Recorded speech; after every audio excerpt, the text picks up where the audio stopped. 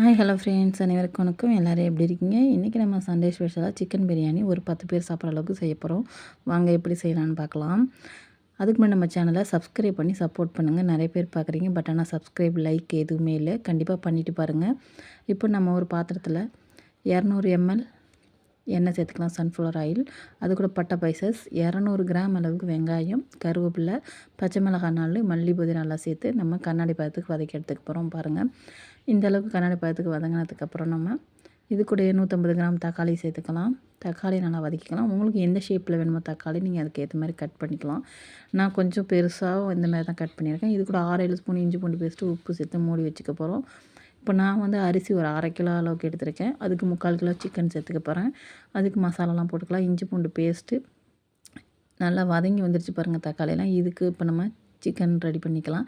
தயிர் 1 ஸ்பூன், இஞ்சி பூண்டு paste 1 spoon, chicken masala 1 spoon, 65 masala 1 spoon அளவுக்கு சேர்த்துக்கலாம்.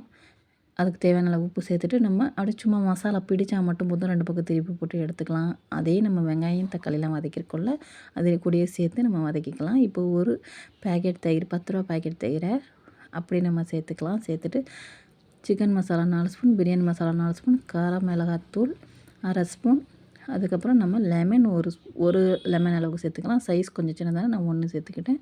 நீங்கள் சைஸ்க்கு ஏற்ற மாதிரி அரையோ 1 சேர்த்துங்க. அடுத்தது அரிசி ஒரு 1/2 மணி நேரம் ஊற வச்ச அரிசியை சேர்த்துட்டு 1க்கு 2 எந்த பாத்திரத்தில் அரிசி அளக்குறீங்களோ அதே பாத்திரத்தில் 1 டம்ளர் அரிசினா 2 டம்ளர் அளவுக்கு தண்ணி சேர்த்துக்குங்க.